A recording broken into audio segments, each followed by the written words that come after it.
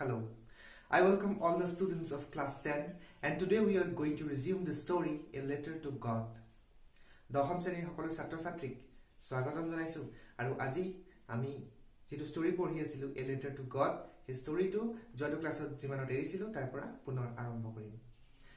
এতিয়ালৈকে আমি কি পালো যে লেন্সৰ নামৰ এজন খেতিয়ক আছিল তেখেতৰ ঘৰটো ক'ত আছিল এটা পাহাৰ হৰ্দি হিলৰ ওপৰত আছিল তাৰ পৰা কি দেখা পোৱা যায় তেখেতৰ খেতি পথাৰখন দেখা পোৱা যায় আৰু এখন নৈ দেখা পোৱা যায় তেখেতৰ বহুত ডাঙৰ এখন খেতি পথাৰ আছিল তাৰ পিছত এতিয়া খেতিখিনি ভাল হ'বলৈ তেখেতক এজাক বৰষুণৰ প্ৰয়োজন হৈছিল আৰু বৰষুণ জাক আহিলত লেন্সৰ খুব মনত ফূৰ্তি লাগিল তাৰ পিছত কিন্তু বৰষুণৰ লগতে হিল পৰিবলৈ ধৰিলে আৰু হিল পৰাৰ ফলত খেতি পথাৰডৰা নষ্ট হৈ গ'ল তাৰ পিছত তেখেতৰ একো উপায় নাছিল হাতত কি কৰিব কাৰ পৰা সহায় বিচাৰিব তাৰ পিছত কি হয় এতিয়া চাও But in the hearts of all who lived in that solitary house in the middle of the valley there was a single hope, help from God. তেখেত his ঠাইডোখৰত অকলে আছিল পৰিয়ালৰ লগত বেলেগ কাৰো ঘৰ নাছিল এই ঠাইডোখৰত আৰু তেখেতে হেল্প বিচাৰিব পৰা সহায় বিচাৰিব পৰা কোনো মানুহ নাছিল গতিকে তেখেতৰ একমাত্ৰ ভৰসা হৈছে ভগৱান Don't be so upset even though this seems like a total loss remember no one dies of hunger that's what they say no one dies of hunger এতিয়া তেওঁলোকে লেন্সতে পৰিয়ালৰ মাজতে কথা পাতিছে যে ইমান হতাশ নহবা ইজনে সিজনক সান্তনা দিছে ইমান হতাশ নহবা হয় এবাৰ আমাৰ বহুত লছ হৈ গল আমাৰ এবাৰ খাবলে নাইকিয়া হ'ব কিন্তু এটা কথা মনত ৰাখিবা যে খাবলে নোপোৱা হৈ কোনো মানুহ মৰাৰ উদাহৰণ নাই কিবা এটা নহয় কিবা এটা যোগাৰ হ'বই তাৰ মানে গতিকে এনেদৰে পৰিয়ালটোৰ মাজত লেন্সহতে সান্তনা লৈছে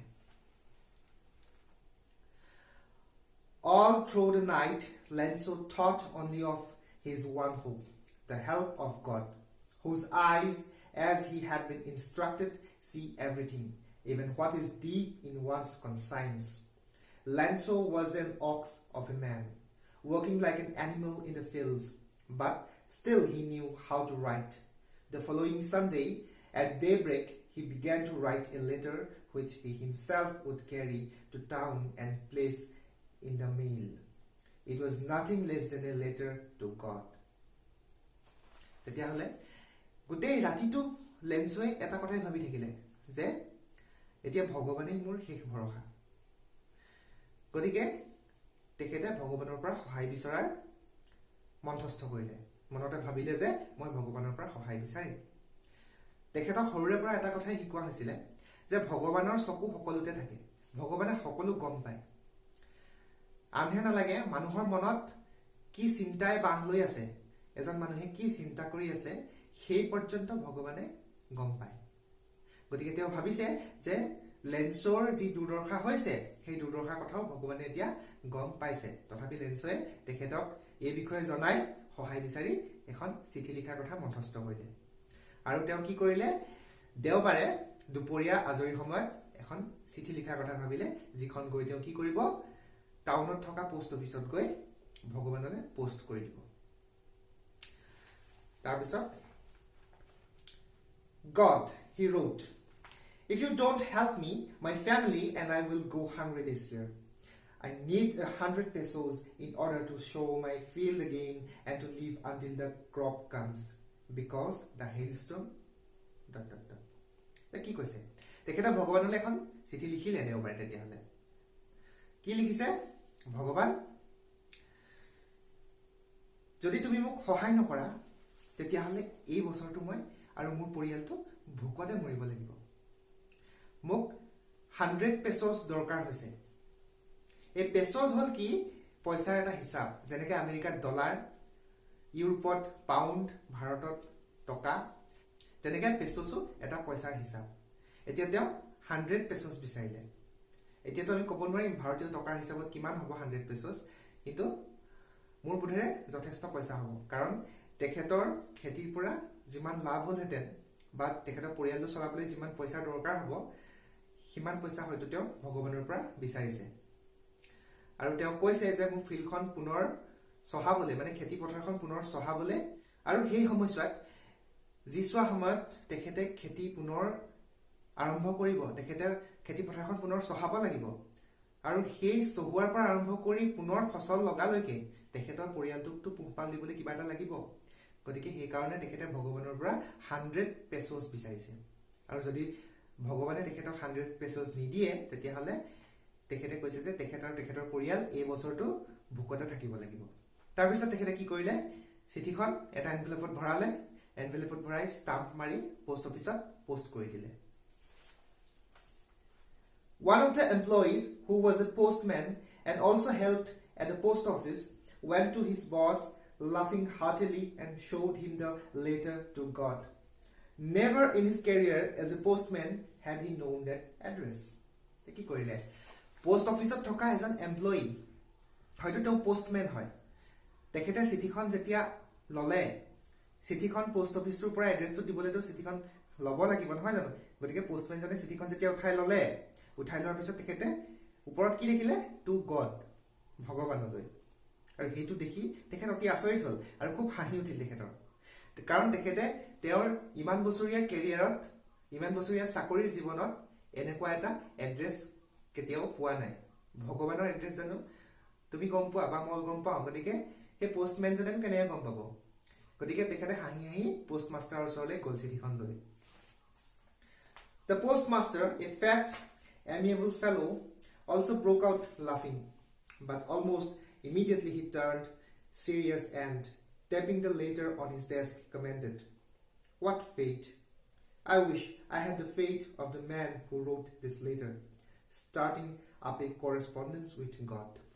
তাৰপিছত পোষ্টমাষ্টাৰজনে চিঠিখন লৈ পঢ়িলে আৰু খুব তেখেতেও হাঁহিবলৈ ধৰিলে। তাৰপিছত কিন্তু হঠাতে তেখেত চিৰিয়াছ হৈ গ'ল আৰু ক'লে, কি ভাগ্য, এখন ভাগ্য যদি মোৰ হ'লহেঁতেন, ভগৱানৰ লগত মই যোগাযোগ স্থাপন কৰিব পাৰিলোহেঁতেন। তাৰপিছত, so in order not to shake the writer's faith in God, the postmaster came up with an idea. Answer the letter, but when he opened it, it was evident that to answer it, he needed something more than goodwill, ink and paper. But he stuck to his resolution. He asked for money from his employees. He himself gave part of his salary, and several friends of his were obliged to give something for an act of charity.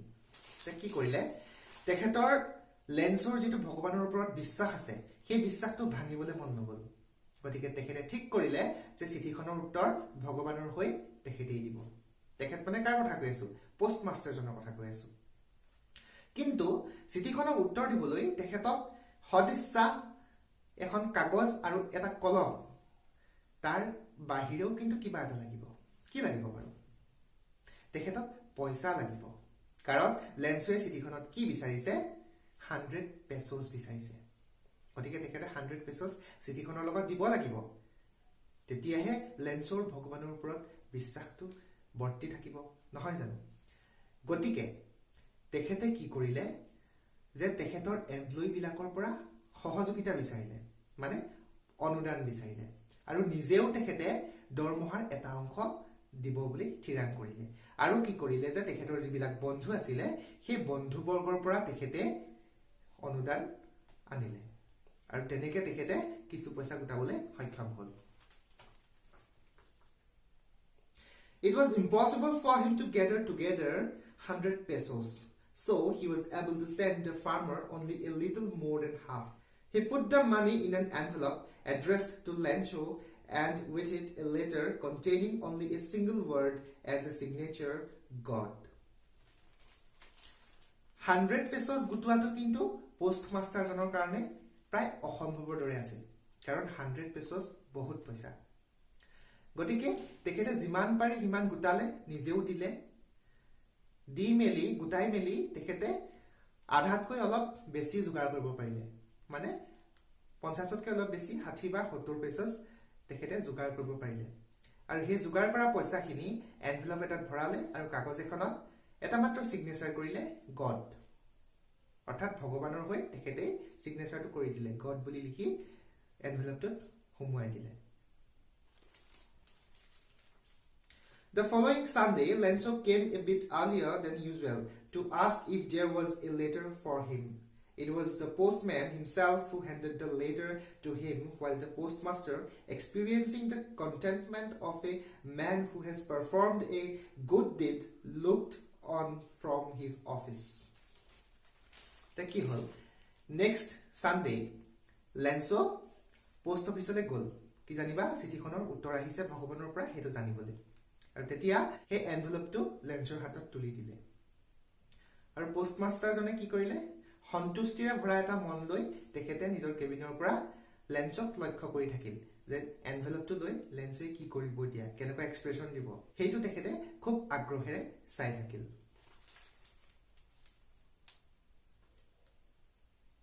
Lenso showed not the slightest surprise on seeing the money.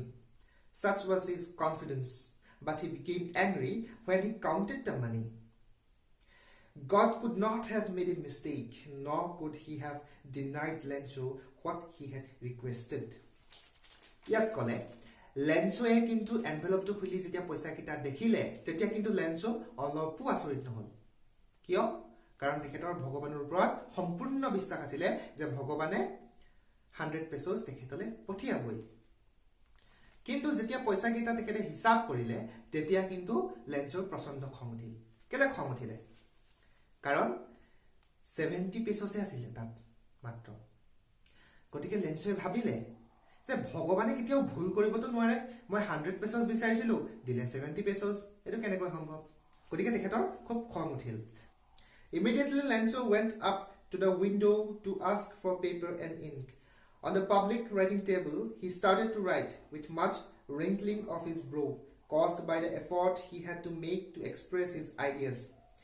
When he finished, he went to the window to buy a stamp which he licked and then affixed to the envelope with a blow of his fist.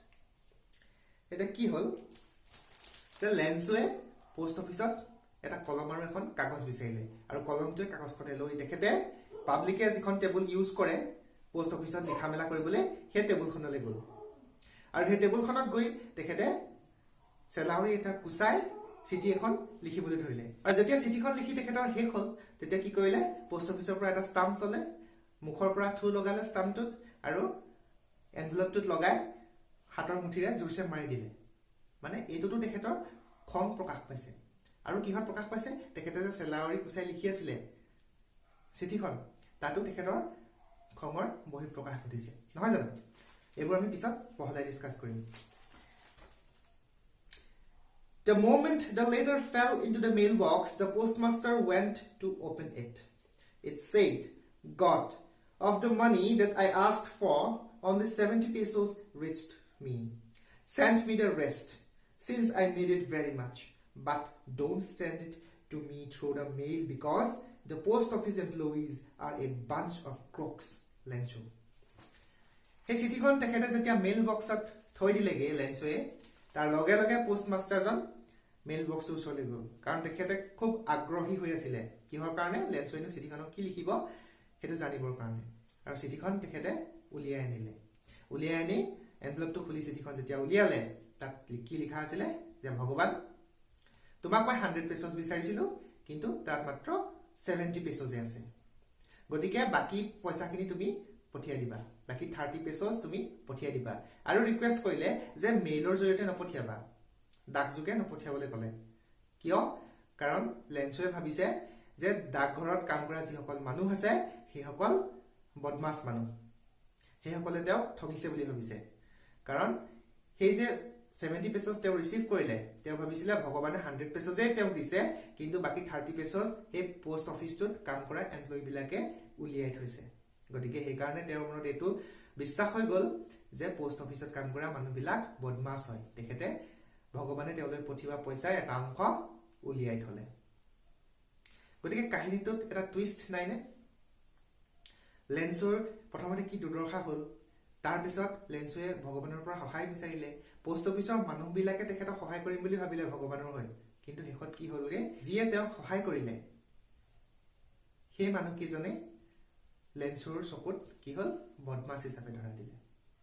গতিকে কাহিনীটোত যথেষ্ট গভীৰ এটা অৰ্থ আছে নহয় নে? গতিকে next ভিডিঅ'ত মই এই ষ্টৰীটোৰ এটা অভাৰভিউ দিম।